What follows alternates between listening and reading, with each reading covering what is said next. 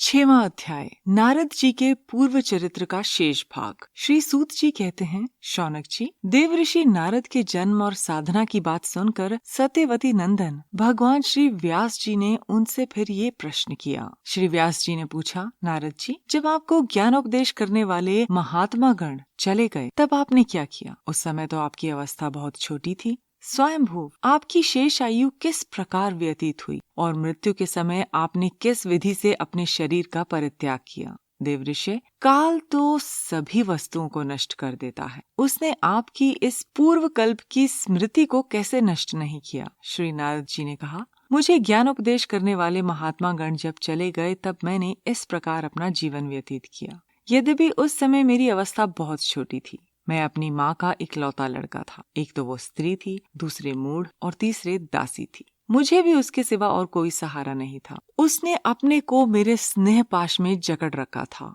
वो मेरे योगक्षेम की चिंता तो बहुत करती, परंतु पराधीन होने के कारण कुछ कर नहीं पाती थी। जैसे कठपुतली नचाने वाले की इच्छा के अनुसार ही नाचती है, वैसे ही ये सारा संसार ईश्वर के अधीन है। मैं भी अपनी माँ के स्नेह बंधन में बंधकर उस ब्राह्मण बस्ती में ही रहा। मेरी अवस्था केवल 5 वर्ष की थी।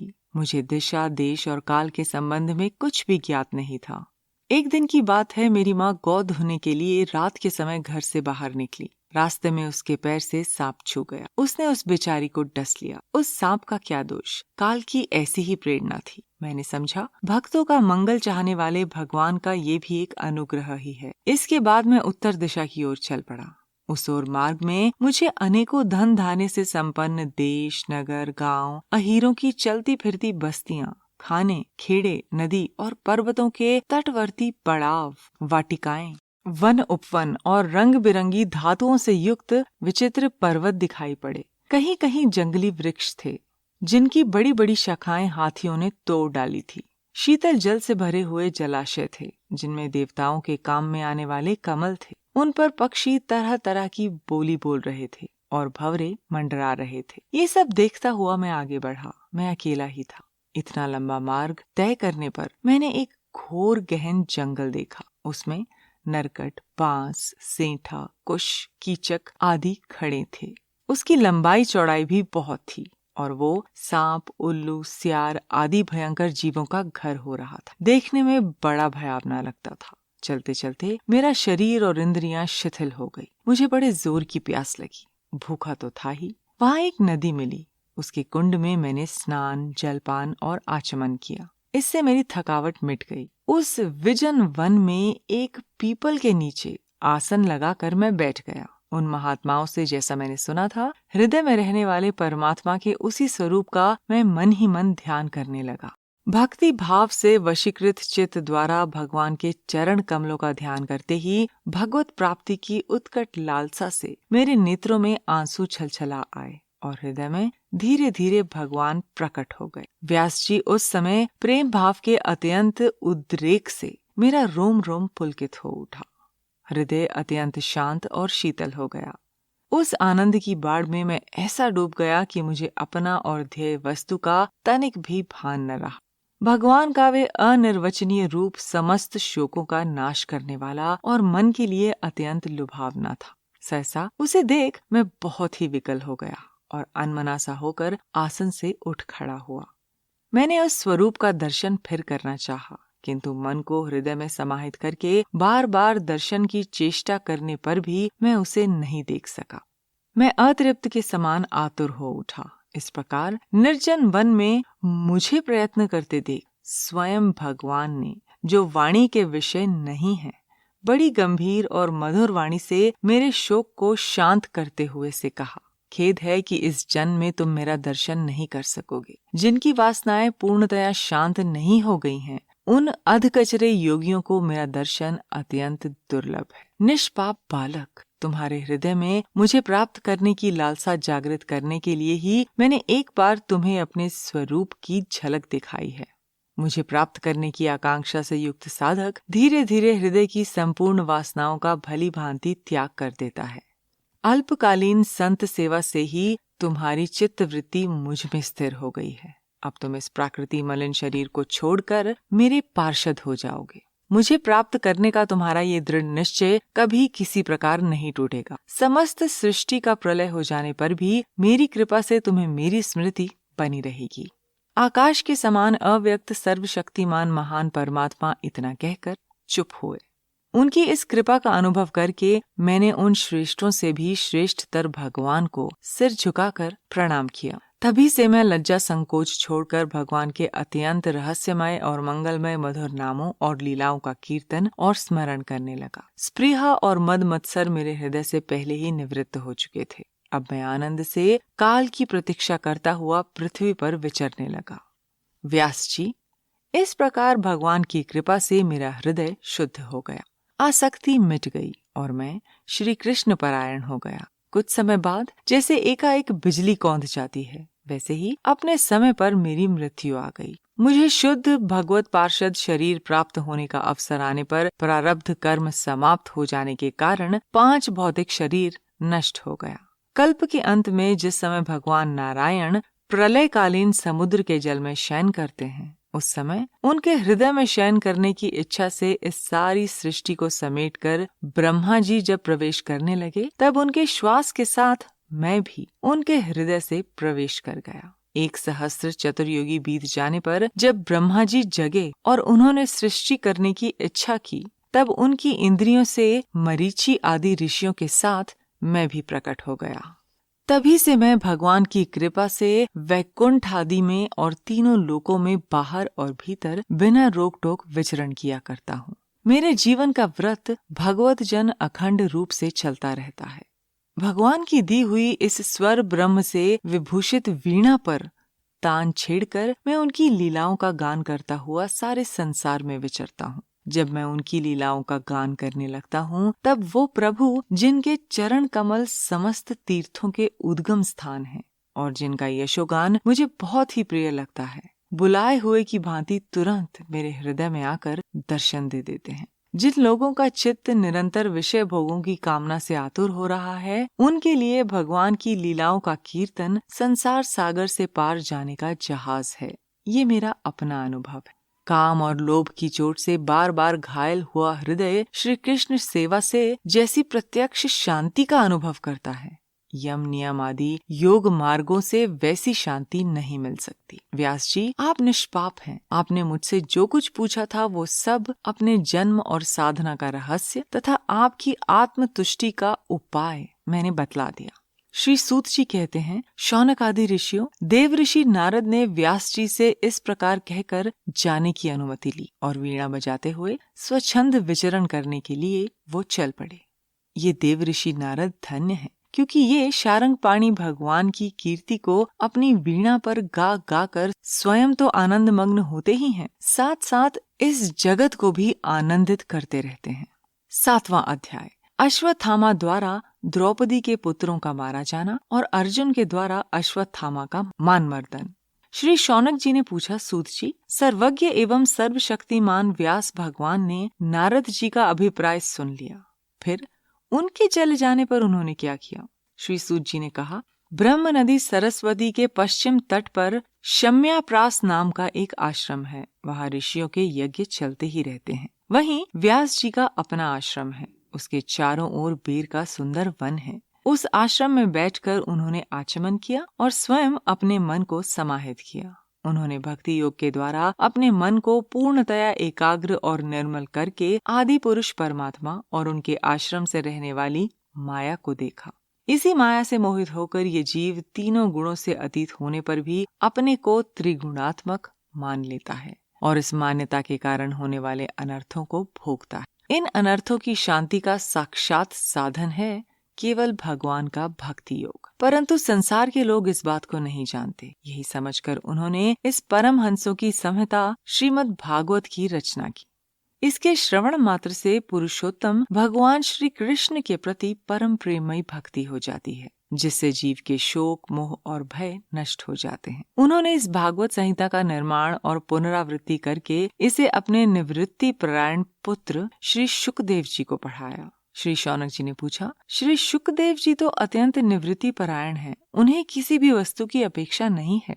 वे सदा आत्मा में ही रमण करते हैं। फिर उन्होंने किस लिए इस विशाल ग्रंथ का अध्ययन किया?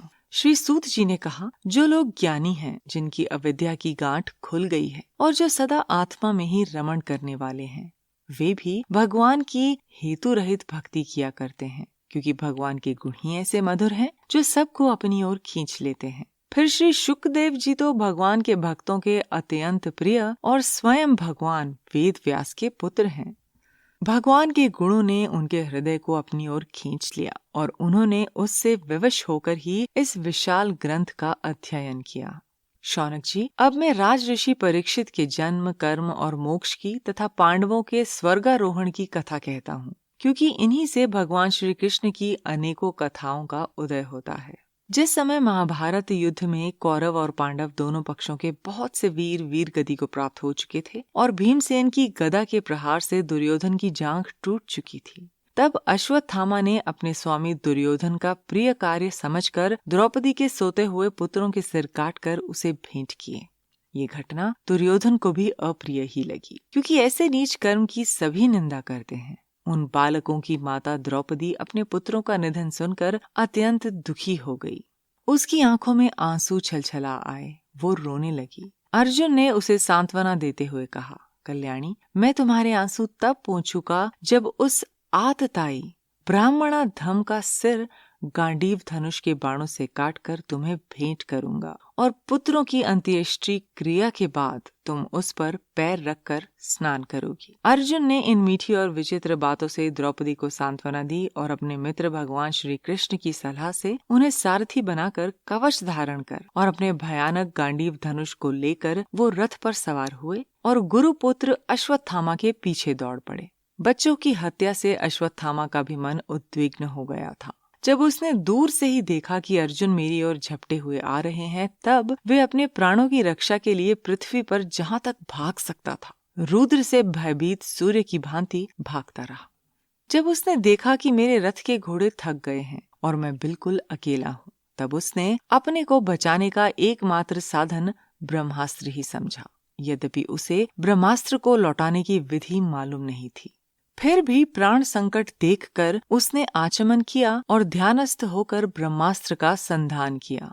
उस अस्त्र से सब दिशाओं में एक बड़ा प्रचंड तेज फैल गया। अर्जुन ने देखा कि अब तो मेरे प्राणों पर ही आ बनी है। तब उन्होंने श्री कृष्ण से प्रार्थना की। अर्जुन ने कहा, श्री कृष्ण, आप सच्चिदानंद स्वरूप परमात्मा हो, आपकी शक्ति अनंत है, आप ही भक्तों को अभय देने वाले हो। जो संसार की धधकती हुई आग में जल रहे हैं, उन जीवों को उससे उबारने वाले एकमात्र आप ही हैं। आप प्रकृति से परे रहने वाले आदि पुरुष साक्षात परमेश्वर हैं। अपनी चित्त शक्ति से बहिरंग और त्रिगुणमयी माया को दूर भगाकर अपने अद्वितीय स्वरूप में स्थित हो जाएं। वहीं आप अपने प्रभाव से माया मोहित जीवों के लिए धर्मादि रूप कल्याण का विधान करते हैं। आपका ये अवतार पृथ्वी का भार हरण करने के लिए और आपके अनन्य प्रेमी भक्तजनों के निरंतर स्मरण ध्यान करने के लिए है। स्वयं प्रकाश स्वरूप श्री कृष्ण, ये भयंकर तेज सब ओर से मेरी ओर आ रहा है।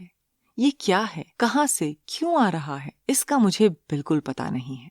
भगवान ने कहा, अर्जुन, ये अश्वत्थामा का चलाया हुआ ब्रह्मास्त्र है। ये बात समझ लो कि प्राण संकट उपस्थित होने से उसने इसका प्रयोग तो कर दिया है, परंतु वो इस अस्त्र को लौटाना नहीं जानता। किसी भी दूसरे अस्त्र में इसको दबा देने की शक्ति नहीं है। तुम शस्त्रास्त्र विद्या को भली भांति जानते ही हो। ब्रह्मास्त्र के तेज से ही इस ब्रह्मास्त्र की प्रचंड आग को बुझा दो। सूत जी कहते हैं, अर्जुन विपक्षी वीरों को मारने में बड़े प्रवीण थे। भगवान की बात सुनकर उन्होंने आचमन किया और भगवान की परिक्रमा करके ब्रह्मास्त्र के निवारण के लिए ब्रह्मास्त्र का ही संधान किया। बाणों से वेष्टित उन दोनों ब्रह्मास्त्रों के तेज प्रलयकालीन सूर्य और अग्नि के समान आपस में टकराकर सारे आकाश और दिशाओं में फैल गए और बढ़ने लगे। तीनों लोकों को जलाने वाली उन दोनों अस्त्रों की बढ़ी हुई लपटों से प्रजा जलने लगी और उसे देखकर सबने यही समझा कि ये प्रलय काल की सांवर्तक अग्नि है। उस आग से प्रजा का, लोगों का नाश होते देखकर भगवान की अनुमति से अर्जुन ने उन दोनों को ही लौटा लिया। अर्जुन की आंखें क्रोध से लाल हो रही थी। उन्होंने झपट कर उस क्रूर अश्वत्थामा को पकड़ लिया और जैसे कोई रस्सी से पशु को बांध ले, वैसे ही बांध लिया। अश्वत्थामा को बलपूर्वक बांधकर अर्जुन ने जब शिविर की ओर ले जाना चाहा, तब उनसे कमल नयन भगवान श्री कृष्ण ने कुपित होकर कहा, अर्जुन, इस ब्राह्मणाधम को छोड़ना ठीक नहीं है, इसको तो मार ही डालो। इसने रात में सोते हुए निरपराध बालकों की हत्या की है। धर्मवेता पुरुष, असावधान, मतवाले, पागल, सोए हुए बालक, स्त्री, विवेक ज्ञान शून्य, शरणागत, रथहीन और भयभीत शत्रु को कभी नहीं मारते, परंतु जो दुष्ट और क्रूर पुरुष दूसरों को मारकर अपने प्राणों का पोषण करता है, उसका तो वध ही उसके लिए कल्याणकारी है, क्योंकि वैसी आदत को लेकर यदि वे जीता है तो और भी पाप करता है और उन पापों के कारण नरकगामी होता है। फिर मेरे सामने ही तुमने द्रौपदी से प्रतिज्ञा की थी कि मानवती, जिसने तुम्हारे पुत्रों का वध किया है उसका सिर मैं उतार लाऊंगा। इस पापी कुलंकार आतताई ने तुम्हारे पुत्रों का वध किया है और अपने स्वामी दुर्योधन को भी दुख पहुंचाया है, इसलिए अर्जुन इसे मार ही डालो। भगवान श्री कृष्ण ने अर्जुन के धर्म की परीक्षा लेने के लिए इस प्रकार प्रेरणा की, परंतु अर्जुन का हृदय महान था। यद्यपि अश्वत्थामा ने उनके पुत्रों की हत्या की थी, फिर भी अर्जुन के मन में गुरुपुत्र को मारने की इच्छा नहीं हुई। इसके बाद अपने मित्र और सारथी श्री कृष्ण के साथ वो अपने युद्ध शिविर में पहुंचे। वहां अपने मृत पुत्रों के लिए शोक करती हुई द्रौपदी को उसे सौंप दिया। द्रौपदी ने देखा कि अश्वत्थामा पशु की तरह बांध कर लाया गया है। निंदित कर्म करने के कारण उसका मुख नीचे की ओर झुका हुआ है। अपना अनिष्ट करने वाले गुरुपुत्र अश्वत्थामा को इस प्रकार अपमानित देखकर द्रौपदी का कोमल हृदय कृपा से भर आया और उसने अश्वत्थामा को नमस्कार किया। गुरुपुत्र का इस प्रकार बांध कर लाया जाना द्रौपदी को सहन नहीं हुआ। उसने कहा, छोड़ दो इन्हें, ये ब्राह्मण हैं, हम लोगों के अत्यंत पूजनीय हैं, जिनकी कृपा से आपने रहस्य के साथ सारे धनुर्वेद और प्रयोग तथा उपसंहार के साथ संपूर्ण शस्त्रास्त्रों का ज्ञान प्राप्त किया है। वे आपके आचार्य द्रोण ही पुत्र के रूप में आपके सामने खड़े हैं। उनकी अर्धांगिनी कृपी अपनी वीर पुत्र की ममता से ही अपने पति का अनुगमन नहीं कर सकी। वे अभी जीवित हैं। महाभाग्यवान आर्यपुत्र, आप तो बड़े धर्मज्ञ हैं। जिस गुरु वंश की नित्य पूजा और वंदना करनी चाहिए, उसी को व्यथा पहुंचाना आपके योग्य कार्य नहीं है। जैसे अपने बच्चों के मारे जाने से मैं दुखी होकर रो रही हूँ और मेरी आंखों से बार बार आंसू निकल रहे हैं, वैसे ही इनकी माता न रोएं।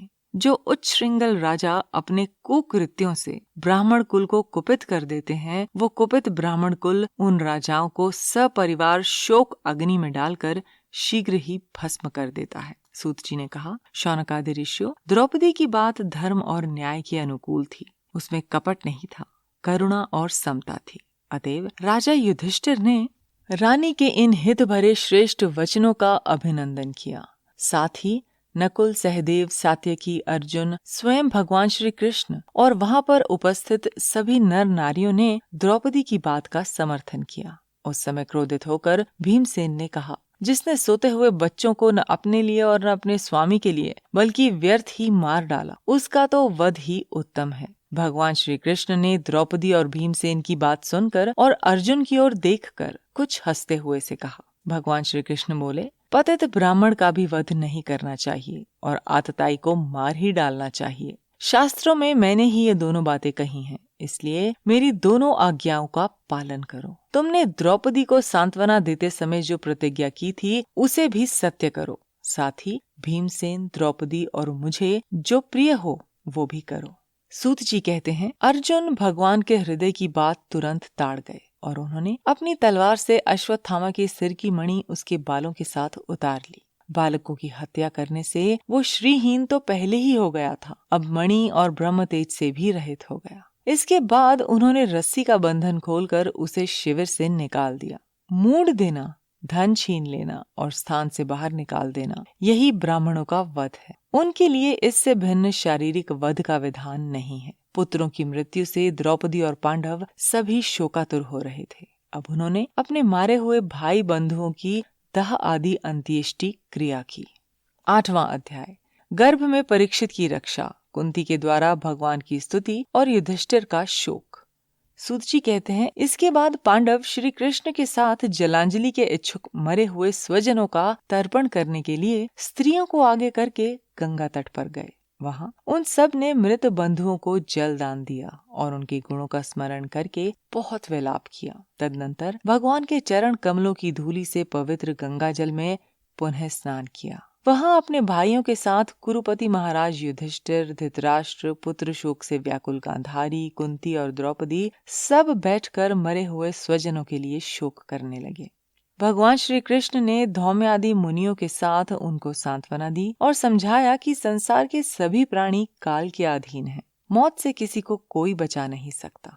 इस प्रकार भगवान श्री कृष्ण ने अजात शत्रु महाराज युधिष्ठिर को उनका वो राज्य जो धूर्तों ने छल से छीन लिया था वापस दिलाया तथा द्रौपदी के केशों का स्पर्श करने से जिनकी आयु क्षीण हो गई थी उन दुष्ट राजाओं का वध कराया। साथ ही युधिष्ठिर के द्वारा उत्तम सामग्रियों से तथा पुरोहितों से 3 अश्वमेध यज्ञ करवाए। इस प्रकार युधिष्ठिर के पवित्र यश को 100 यज्ञ करने वाले इंद्र के यश की तरह सब ओर फैला दिया। इसके बाद भगवान श्री कृष्ण ने वहां से जाने का विचार किया। उन्होंने इसके लिए पांडवों से विदा ली और व्यास आदि ब्राह्मणों का सत्कार किया। उन लोगों ने भी भगवान का बड़ा ही सम्मान किया। तदनंतर सात्यकी और उद्धव के साथ द्वारका जाने के लिए वो रथ पर सवार हुए। उसी समय उन्होंने देखा कि उत्तरा भय से विहल होकर सामने से दौड़ी चली आ रही है। उत्तरा ने कहा, देवाधिदेव जगदीश्वर, आप महायोगी हैं, आप मेरी रक्षा कीजिए। आपके अतिरिक्त इस लोक में मुझे अभय देने वाला और कोई नहीं है, क्योंकि यहाँ सभी परस्पर एक दूसरे की मृत्यु के निमित्त बन रहे हैं। प्रभु, आप सर्वशक्तिमान हैं। ये दहकते हुए लोहे का बाण मेरी ओर दौड़ा आ रहा है। स्वामी, ये मुझे भले ही जला डाले, परंतु मेरे गर्भ को नष्ट न करे, ऐसी कृपा कीजिए। सूत जी कहते हैं, भक्त वत्सल भगवान श्री कृष्ण उसकी बात सुनते ही जान गए कि अश्वत्थामा ने पांडवों के वंश को निर्बीज करने के लिए ब्रह्मास्त्र का प्रयोग किया है। शौनक जी, उसी समय पांडवों ने भी देखा कि जलते हुए 5 बाण हमारी ओर आ रहे हैं, इसलिए उन्होंने भी अपने अपने अस्त्र उठा लिए। सर्वशक्तिमान भगवान श्री कृष्ण ने अपने अनन्य प्रेमियों पर, शरणागत भक्तों पर बहुत बड़ी विपत्ति आई जानकर अपने निज अस्त्र सुदर्शन चक्र से उन निज जनों की रक्षा की। योगेश्वर श्री कृष्ण समस्त प्राणियों के हृदय में विराजमान आत्मा है। उन्होंने उत्तरा के गर्भ को पांडवों की वंश परंपरा चलाने के लिए अपनी माया के कवच से ढक दिया। शौनक जी, यद्यपि ब्रह्मास्त्र अमोघ है और उसके निवारण का कोई उपाय भी नहीं है, फिर भी भगवान श्री कृष्ण के तेज के सामने आकर वो शांत हो गया। ये कोई आश्चर्य की बात नहीं समझनी चाहिए, क्योंकि भगवान तो सर्वाश्चर्यमय है। वे ही अपनी निज शक्ति माया से स्वयं अजन्मा होकर भी इस संसार की सृष्टि, रक्षा और संहार करते हैं। जब भगवान श्री कृष्ण जाने लगे तब ब्रह्मास्त्र की ज्वाला से मुक्त अपने पुत्रों के और द्रौपदी के साथ सती कुंती ने भगवान श्री कृष्ण की इस प्रकार स्तुति की। कुंती ने कहा, आप समस्त जीवों के बाहर और भीतर एक रस स्थित हैं, फिर भी इंद्रियों और वृत्तियों से देखे नहीं जाते, क्योंकि आप प्रकृति से परे आदि पुरुष परमेश्वर हैं। मैं आपको नमस्कार करती हूँ। इंद्रियों से जो कुछ जाना जाता है उसकी तय में आप विद्यमान रहते हैं और अपनी ही माया के पर्दे से अपने को ढके रहते हैं। मैं अबोध नारी आप अविनाशी पुरुषोत्तम को भला कैसे जान सकती हूँ। जैसे मूढ़ लोग दूसरा वेश धारण किए हुए नट को प्रत्यक्ष देख कर भी नहीं पहचान सकते, वैसे ही आप दिखते हुए भी नहीं दिखते। आप शुद्ध हृदय वाले विचारशील जीवन मुक्त परम हंसों के हृदय में अपनी प्रेममयी भक्ति का सृजन करने के लिए अवतीर्ण हुए हैं। फिर हम अल्प बुद्धि स्त्रियां आपको कैसे पहचान सकती हैं। आप श्री कृष्ण वासुदेव देवकी नंदन नंद गोपाल के लाडले लाल गोविंद को हमारा बारंबार प्रणाम है, जिनकी नाभि से ब्रह्मा का जन्म स्थान कमल प्रकट हुआ है, जो सुंदर कमलों की माला धारण करते हैं, जिनके नेत्र कमल के समान विशाल और कोमल हैं, जिनके चरण कमलों में कमल का चिन्ह है। श्री कृष्ण, ऐसे आपको मेरा बार बार नमस्कार है। ऋषिकेश, जैसे अपने दुष्ट कंस के द्वारा कैद की हुई और चिरकाल से शोकग्रस्त देवकी की रक्षा की थी, वैसे ही पुत्रों के साथ मेरी भी आपने बार बार विपत्तियों से रक्षा की है। आप ही हमारे स्वामी हैं। आप सर्वशक्तिमान हैं। हे श्री कृष्ण, कहाँ तक गिनाऊं। विष से, लाक्षागृह की भयानक आग से, हिडिंब आदि राक्षसों की दृष्टि से, दुष्टों की द्यूत सभा से, वनवास की विपत्तियों से और अनेक बार के युद्धों में अनेक महारथियों के शस्त्रास्त्रों से और अभी अभी इस अश्वत्थामा के ब्रह्मास्त्र से भी आपने ही हमारी रक्षा की है। हमारे जीवन में सर्वदा पद पद पर विपत्तियां आती रहें, क्योंकि विपत्तियों में ही निश्चित रूप से आपके दर्शन हुआ करते हैं और आपके दर्शन हो जाने पर फिर जन्म मृत्यु के चक्कर में नहीं आना पड़ता। ऊंचे कुल में जन्म, ऐश्वर्य, विद्या और संपत्ति के कारण जिसका घमंड बढ़ रहा है, वो मनुष्य तो आपका नाम भी नहीं ले सकता, क्योंकि आप तो उन लोगों को दर्शन देते हैं जो अकिंचन हैं। आप निर्धनों के परम धन हैं। माया का प्रपंच आपका स्पर्श भी नहीं कर सकता। आप अपने आप में ही विहार करने वाले परम शांत स्वरूप हैं। आप ही कैवल्य मोक्ष के अधिपति हैं। आपको मैं बार बार नमस्कार करती हूँ।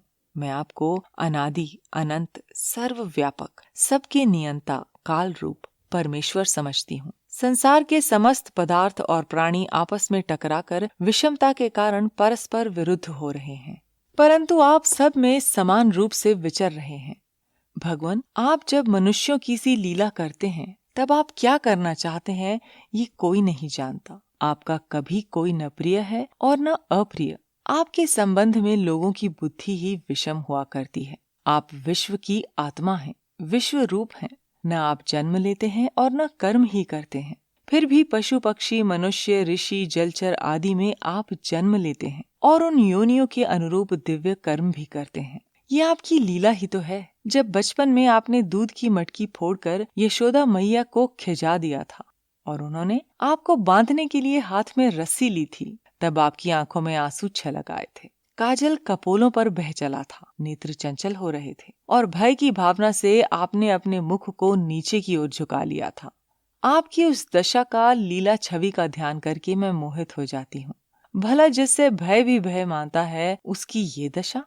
आपने अजन्मा होकर भी जन्म क्यों लिया है, इसका कारण बतलाते हुए कोई महापुरुष यूं कहते हैं कि जैसे मलयांचल की कीर्ति का विस्तार करने के लिए उसमें चंदन प्रकट होता है, वैसे ही अपने प्रिय भक्त पुण्य श्लोक राजा यदु की कीर्ति का विस्तार करने के लिए ही आपने उनके वंश में अवतार ग्रहण किया है। दूसरे लोग ये कहते हैं कि वसुदेव और देवकी ने पूर्व जन्म में सुतपा और प्रश्नि के रूप में आपसे यही वरदान प्राप्त किया था, इसीलिए आप अजन्मा होते हुए भी जगत के कल्याण और दैत्यों के नाश के लिए उनके पुत्र बने हैं। कुछ और लोग ये कहते हैं कि ये पृथ्वी दैत्यों के अत्यंत भार से समुद्र में डूबते हुए जहाज की तरह डगमगा रही थी, पीड़ित हो रही थी। तब ब्रह्मा की प्रार्थना से उसका भार उतारने के लिए ही आप प्रकट हुए हैं। कोई महापुरुष ये कहते हैं कि जो लोग इस संसार में अज्ञान, कामना और कर्मों के बंधन में जकड़े हुए पीड़ित हो रहे हैं, उन लोगों के लिए श्रवण और स्मरण करने योग्य लीला करने के विचार से ही आपने अवतार ग्रहण किया है।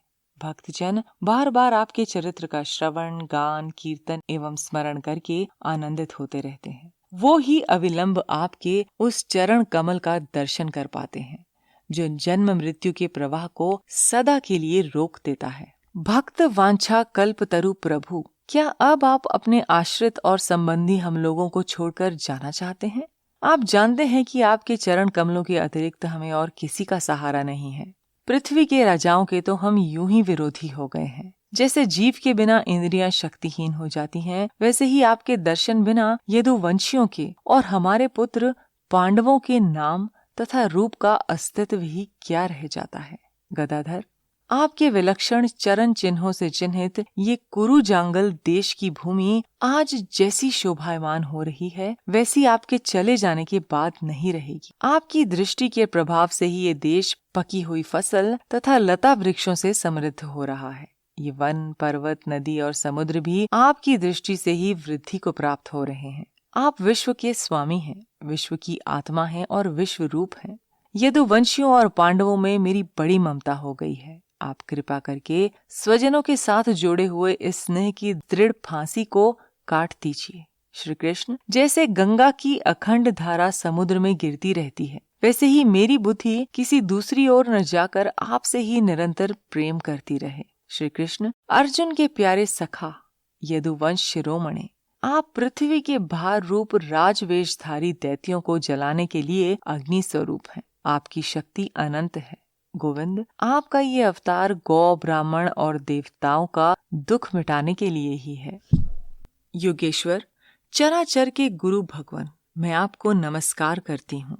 सूत जी कहते हैं, इस प्रकार कुंती ने बड़े मधुर शब्दों में भगवान की अधिकांश लीलाओं का वर्णन किया। ये सब सुनकर भगवान श्री कृष्ण अपनी माया से उसे मोहित करते हुए से मंद मंद मुस्कुराने लगे। उन्होंने कुंती से कह दिया, अच्छा ठीक है, और रथ के स्थान से वो हस्तिनापुर लौट आए। वहाँ कुंती और सुभद्रा आदि देवियों से विदा लेकर जब वो जाने लगे, तब राजा युधिष्ठिर ने बड़े प्रेम से उन्हें रोक लिया। राजा युधिष्ठिर को अपने भाई बंधुओं के मारे जाने का बड़ा शोक हो रहा था। भगवान की लीला का मर्म जानने वाले व्यास आदि महर्षियों ने और स्वयं अद्भुत चरित्र करने वाले भगवान श्री कृष्ण ने भी अनेकों इतिहास कहकर उन्हें समझाने की बहुत चेष्टा की, परंतु उन्हें सांत्वना नहीं मिली। उनका शोक नहीं मिटा। शौनक आदि ऋषियों, धर्मपुत्र राजा युधिष्ठिर को अपने स्वजनों के वध से बड़ी चिंता हुई। वे अविवेक युक्त चित्त से स्नेह और मोह के वश में होकर कहने लगे, भला मुझ दुरात्मा के हृदय में बद्ध मूल हुए इस अज्ञान को तो देखो। मैंने सियार कुत्तों के आहार इस अनात्मा शरीर के लिए अनेक अक्षौहिणी सेना का नाश कर डाला। मैंने बालक, ब्राह्मण, संबंधी, मित्र, चाचा, ताऊ, भाई, बंधु और गुरुजनों से द्रोह किया है। करोड़ों वर्षों में भी नरक से मेरा छुटकारा नहीं हो सकता। यद्यपि शास्त्र का वचन है कि राजा यदि प्रजा का पालन करने के लिए धर्म युद्ध में शत्रुओं को मारे तो उसे पाप नहीं लगता, फिर भी इससे मुझे संतोष नहीं होता। स्त्रियों के पति और भाई बंधुओं को मारने से उनका मेरे द्वारा यहाँ जो अपराध हुआ है, उसका मैं गृहस्थोचित यज्ञ यागादिकों के द्वारा मार्जन करने में समर्थ नहीं हूँ। जैसे कीचड़ से गंदला जल स्वच्छ नहीं किया जा सकता, मदिरा से मदिरा की अपवित्रता नहीं मिटाई जा सकती, वैसे ही बहुत से हिंसा बहुल यज्ञों के द्वारा एक भी प्राणी की हत्या का प्रायश्चित नहीं किया जा सकता। 9वां अध्याय। युधिष्ठिर आदि का भीष्म जी के पास जाना और भगवान श्री कृष्ण की स्तुति करते हुए भीष्म जी का प्राण त्याग करना।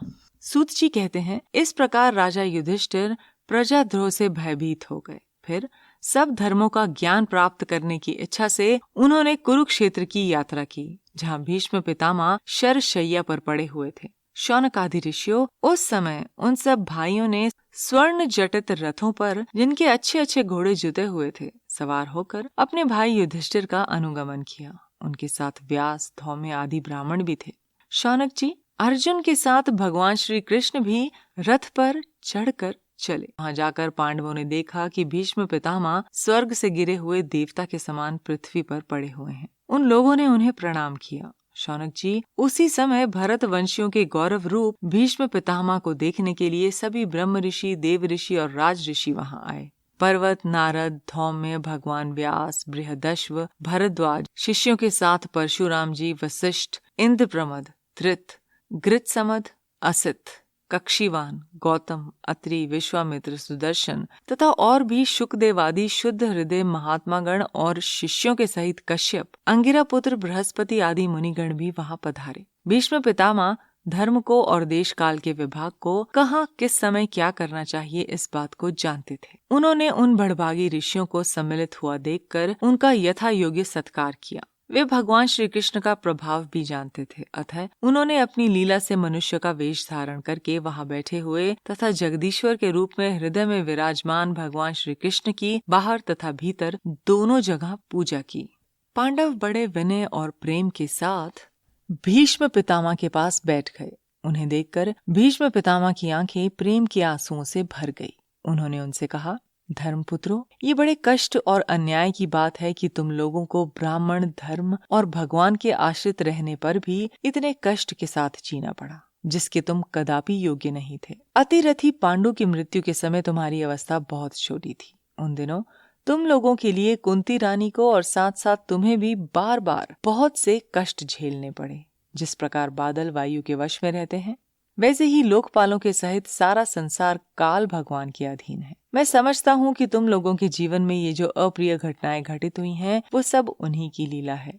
नहीं तो जहाँ साक्षात धर्मपुत्र राजा युधिष्ठिर हों, गदाधारी भीमसेन और स्वयं श्री कृष्ण सुहृद हों, भला वहाँ भी विपत्ति की संभावना है। ये काल रूप श्री कृष्ण कब क्या करना चाहते हैं, इस बात को कभी कोई नहीं जानता। बड़े बड़े ज्ञानी भी इसे जानने की इच्छा करके मोहित हो जाते हैं। युधिष्ठिर, संसार की ये सब घटनाएं ईश्वर इच्छा के अधीन हैं। उसी का अनुसरण करके तुम इस अनाथ प्रजा का पालन करो, क्योंकि अब तुम ही इसके स्वामी और इसे पालन करने में समर्थ हो। ये श्री कृष्ण साक्षात भगवान हैं। ये सबके आदि कारण और परम पुरुष नारायण हैं। अपनी माया से लोगों को मोहित करते हुए ये यदुवंशियों में छिपकर लीला कर रहे हैं। इनका प्रभाव अत्यंत गूढ़ और रहस्यमय है। युधिष्ठिर, उसे भगवान शंकर, देवऋषि नारद और स्वयं भगवान कपिल ही जानते हैं, जिन्हें तुम अपना ममेरा भाई, प्रिय मित्र और सबसे बड़ा हेतु मानते हो, तथा जिन्हें तुमने प्रेमवश अपना मंत्री, दूत और सारथी तक बनाने में संकोच नहीं किया है, वो स्वयं परमात्मा है। इन सर्वात्मा, समदर्शी, अद्वितीय, अहंकार रहित और निष्पाप परमात्मा में उन ऊंचे नीचे कार्यों के कारण कभी किसी प्रकार की विषमता नहीं होती। युधिष्ठिर, इस प्रकार सर्वत्र सम होने पर भी देखो तो सही, वो अपने अनन्य प्रेमी भक्तों पर कितनी कृपा करते हैं। यही कारण है कि ऐसे समय में, जबकि मैं अपने प्राणों का त्याग करने जा रहा हूँ, इन भगवान श्री कृष्ण ने मुझे साक्षात दर्शन दिया है। भगवत परायण योगी पुरुष भक्ति भाव से इनमें अपना मन लगाकर और वाणी से इनके नाम का कीर्तन करते हुए शरीर का त्याग करते हैं और कामनाओं से तथा कर्म के बंधन से छूट जाते हैं। वो ही देव देव भगवान अपने प्रसन्न हास्य और रक्त कमल के समान अरुण नेत्रों से उल्लसित मुख वाले चतुर्भुज रूप से। सूत जी कहते हैं, भीष्म पितामह ने वर्ण और आश्रम के अनुसार पुरुष के स्वाभाविक धर्म और वैराग्य तथा राग के कारण विभिन्न रूप से बतलाए हुए निवृत्ति और प्रवृत्ति रूप द्विविध धर्म, दान धर्म, राजधर्म, मोक्ष धर्म, स्त्री धर्म और भगवत धर्म, इन सब का अलग अलग संक्षेप और विस्तार से वर्णन किया। शौनक जी, इनके साथ ही धर्म, अर्थ, काम और मोक्ष, इन चारों पुरुषार्थों का तथा इनकी प्राप्ति के साधनों का अनेकों उपाख्यान और इतिहास सुनाते हुए विभागशः वर्णन किया। भीष्म पितामह इस प्रकार धर्म का प्रवचन कर ही रहे थे कि वे उत्तरायण का समय आ पहुंचा, जिसे मृत्यु को अपने अधीन रखने वाले भगवत परायण योगी लोग चाहा करते हैं। उस समय हजारों रथियों के नेता भीष्म पितामह ने वाणी का संयम करके मन को सब ओर से हटाकर अपने सामने स्थित आदि पुरुष भगवान श्री कृष्ण में लगा दिया। भगवान श्री कृष्ण के सुंदर चतुर्भुज विग्रह पर उस समय पीताम्बर फहरा रहा था। भीष्म जी की आंखें उसी पर एकटक लग गई। उनको शस्त्रों की चोट से जो पीड़ा हो रही थी, वे तो भगवान के दर्शन मात्र से ही तुरंत दूर हो गई तथा भगवान की विशुद्ध धारणा से उनके जो कुछ अशुभ शेष थे, वो सभी भी नष्ट हो गए। अब शरीर छोड़ने के समय उन्होंने अपनी समस्त इंद्रियों के वृत्ति विलास को रोक दिया और बड़े प्रेम से भगवान की स्तुति की। भीष्म जी ने कहा, अब मृत्यु के समय मैं अपनी ये बुद्धि, जो अनेक प्रकार के साधनों का अनुष्ठान करने से अत्यंत शुद्ध और कामना रहित हो गई है, यदुवंश शिरोमणि अनंत भगवान श्री कृष्ण के चरणों में समर्पित करता हूँ, जो सदा सर्वदा अपने आनंदमय स्वरूप में स्थित रहते हुए भी, जो कभी विहार करने की, कभी लीला करने की इच्छा से प्रकृति को स्वीकार कर लेते हैं, जिससे ये सृष्टि परंपरा चलती है, जिनका शरीर त्रिभुवन सुंदर और श्याम तमाल के समान सांवला है, जिस पर सूर्य रश्मियों के समान श्रेष्ठ पीताम्बर लहराता रहता है और कमल सदृश मुख पर घुंघराली अलके लटकती रहती हैं, उन अर्जुन सखा श्री कृष्ण में मेरी निष्कपट प्रीति हो। मुझे युद्ध के समय की उनकी वे विलक्षण छवि याद आती है। उनके मुख पर लहराते हुए घुंघराले बाल घोड़ों की टाप की धूल से मटमैले हो गए थे और पसीने की छोटी छोटी बूंदें शोभायमान हो रही थी।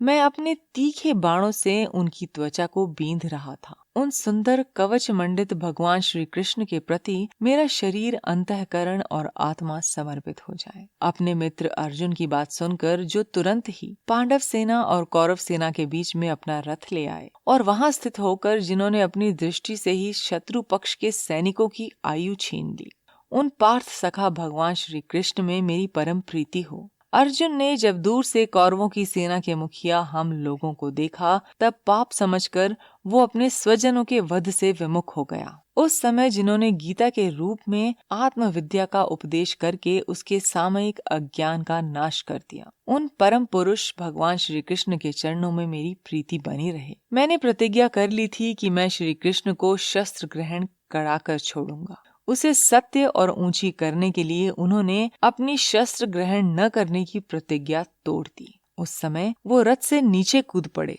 और जैसे सिंह हाथी को मारने के लिए उस पर टूट पड़ता है, वैसे ही रथ का पहिया लेकर मुझ पर झपट पड़े। उस समय वो इतने वेग से दौड़े कि उनके कंधे का दुपट्टा गिर गया और पृथ्वी कांपने लगी। मुझ आतताई ने तीखे बाण मार मार कर उनके शरीर का कवच तोड़ डाला था, जिससे सारा शरीर लहूलुहान हो रहा था। अर्जुन के रोकने पर भी वो बलपूर्वक मुझे मारने के लिए मेरी ओर दौड़ रहे थे।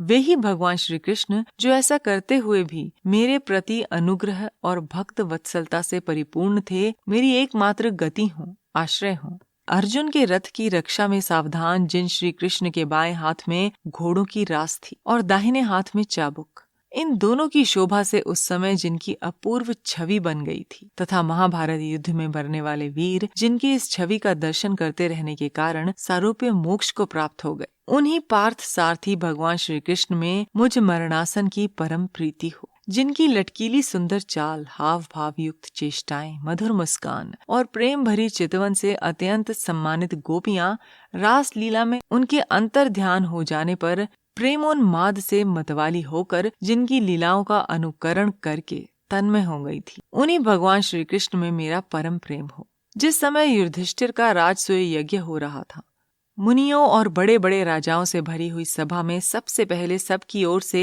इन्हीं सबके दर्शनीय भगवान श्री कृष्ण की मेरी आंखों के सामने पूजा हुई थी। वो ही सबके आत्मा प्रभु आज इस मृत्यु के समय मेरे सामने खड़े हैं। जैसे एक ही सूर्य अनेक आंखों से अनेक रूपों में दिखते हैं, वैसे ही अजन्मा भगवान श्री कृष्ण अपने ही द्वारा रचित अनेक शरीरधारियों के हृदय में अनेक रूप से जान पड़ते हैं। वास्तव में तो वे एक और सबके हृदय में विराजमान हैं ही। उन्हीं इन भगवान श्री कृष्ण को मैं भेद भ्रम से रहित होकर प्राप्त हो गया हूँ। सूत जी कहते हैं, इस प्रकार भीष्म पितामह ने मन, वाणी और दृष्टि की वृत्तियों से आत्मस्वरूप भगवान श्री कृष्ण में अपने आप को लीन कर दिया। उनके प्राण वहीं विलीन हो गए और वो शांत हो गए। उन्हें अनंत ब्रह्म में लीन जानकर सब लोग वैसे ही चुप हो गए जैसे दिन के बीत जाने पर पक्षियों का कलरव शांत हो जाता है। उस समय देवता और मनुष्य नगाड़े बजाने लगे, साधु स्वभाव के राजा उनकी प्रशंसा करने लगे और आकाश से पुष्पों की वर्षा होने लगी। शौनक जी, युधिष्ठिर ने उनके मृत शरीर की अंत्येष्टि क्रिया कराई और कुछ समय के लिए वे शोकमग्न हो गए। उस समय मुनियों ने बड़े आनंद से भगवान श्री कृष्ण की उनके रहस्यमय नाम ले लेकर स्तुति की।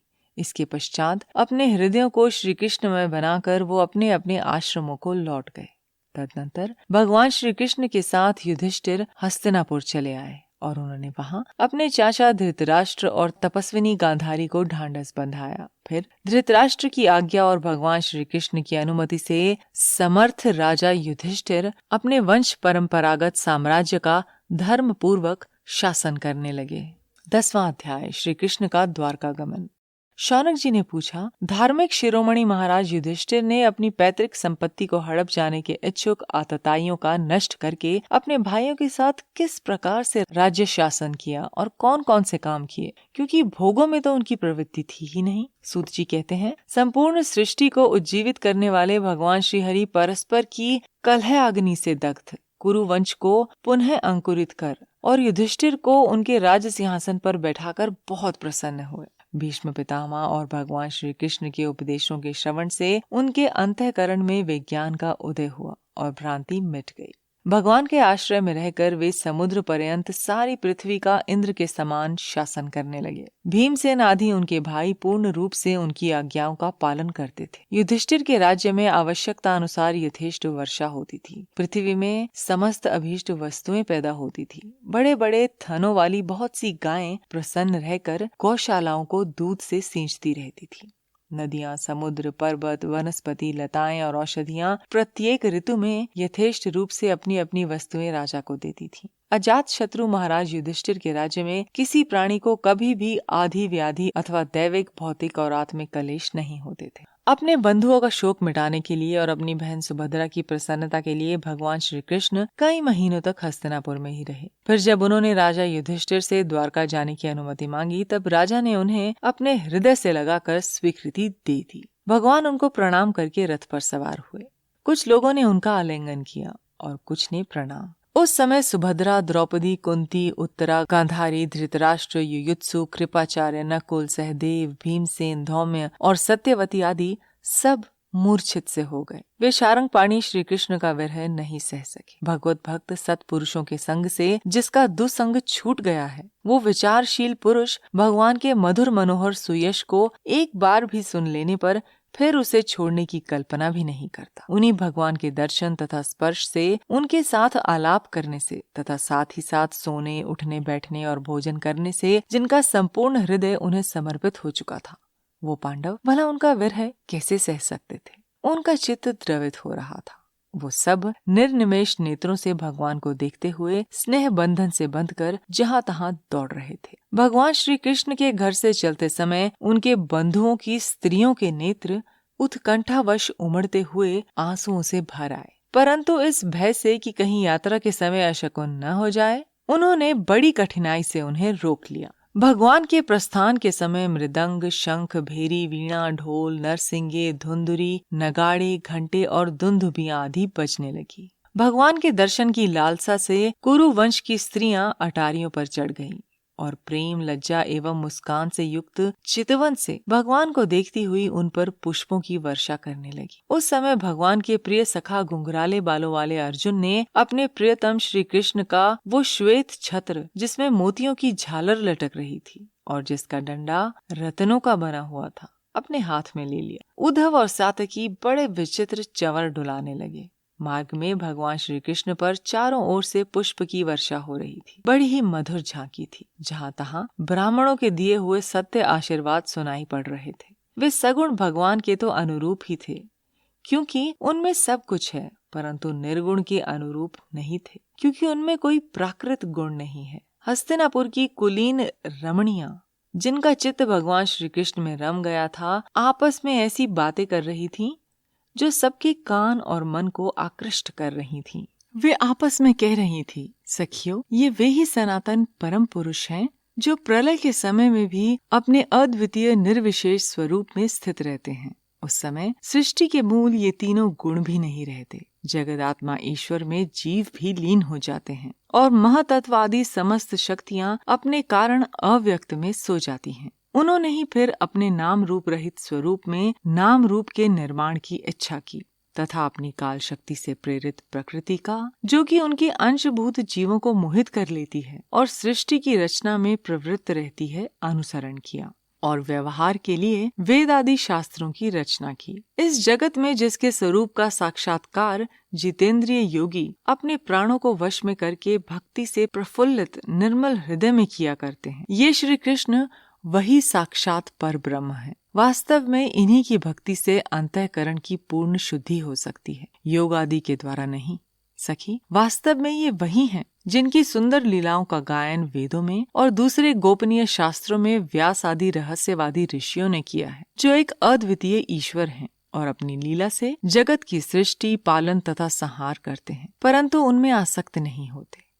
जब तामसी बुद्धि वाले राजा अधर्म से अपना पेट पालने लगते हैं, तब ये ही सत्व गुण को स्वीकार कर ऐश्वर्य, सत्य, रित, दया और यश प्रकट करते और संसार के कल्याण के लिए युग युग में अनेकों अवतार धारण करते हैं। ये यदुवंश परम प्रशंसनीय है, क्योंकि लक्ष्मीपति पुरुषोत्तम श्री कृष्ण ने जन्म ग्रहण करके इस वंश को सम्मानित किया है। वे पवित्र मधुबन भी अत्यंत धन्य है, जिसे इन्होंने अपने शैशव और किशोरावस्था में घूम फिर कर सुशोभित किया है। बड़े हर्ष की बात है कि द्वारका ने स्वर्ग के यश का तिरस्कार करके पृथ्वी के पवित्र यश को बढ़ाया है। क्यों न हो, वहाँ की प्रजा अपने स्वामी भगवान श्री कृष्ण को, जो बड़े प्रेम से मंद मंद मुस्कुराते हुए उन्हें कृपा दृष्टि से देखते हैं, निरंतर निहारती रहती है। सखी, जिनका इन्होंने पाणी ग्रहण किया है, उन स्त्रियों ने अवश्य ही व्रत, स्नान, हवन आदि के द्वारा इन परमात्मा की आराधना की होगी, क्योंकि वो बार बार इनकी उस अधर सुधा का पान करती हैं, जिसके स्मरण मात्र से ही ब्रज बालाएं आनंद से मूर्छित हो जाया करती थी। ये स्वयंवर में शिशुपाल आदि मतवाले राजाओं का मान मर्दन करके जिनको अपने बाहुबल से हर लाए थे तथा जिनके पुत्र प्रद्युम्न, सांब, आंब आदि हैं, वो रुक्मणी आदि 8 पटरानियां और भौमासुर को मारकर लाई हुई जो इनकी हजारों अन्य पत्नियां हैं, वो वास्तव में धन्य हैं, क्योंकि इन सभी ने स्वतंत्रता और पवित्रता से रहित स्त्री जीवन को पवित्र और उज्जवल बना दिया है। इनकी महिमा का वर्णन कोई क्या करे। इनके स्वामी साक्षात कमल नयन भगवान श्री कृष्ण हैं, जो नाना प्रकार की प्रिय चेष्टाओं और परिजात आदि प्रिय वस्तुओं की भेंट से इनके हृदय में प्रेम और आनंद की अभिवृद्धि करते हुए कभी एक क्षण के लिए भी इन्हें छोड़कर दूसरी जगह नहीं जाते। हस्तिनापुर की स्त्रियां इस प्रकार बातचीत कर ही रही थी कि भगवान श्री कृष्ण मंद मुस्कान और प्रेम पूर्ण चितवन से उनका अभिनंदन करते हुए वहां से विदा हो गए। अजात शत्रु युधिष्ठिर ने भगवान श्री कृष्ण की रक्षा के लिए हाथी, घोड़े, रथ और पैदल सेना उनके साथ कर दी। उन्हें स्नेहवश ये शंका हो आई थी कि कहीं रास्ते में शत्रु इन पर आक्रमण न कर दें। सुदृढ़ प्रेम के कारण कुरुवंशी पांडव भगवान के साथ बहुत दूर तक चले गए। वे लोग उस समय भावी विरह से व्याकुल हो रहे थे। भगवान श्री कृष्ण ने उन्हें बहुत आग्रह करके विदा किया और सात्यकी, उद्धव आदि प्रेमी मित्रों के साथ द्वारका की यात्रा की। शौनक जी, वो कुरु जांगल, पांचाल, शूरसेन, यमुना के तटवर्ती प्रदेश ब्रह्मावर्त, कुरुक्षेत्र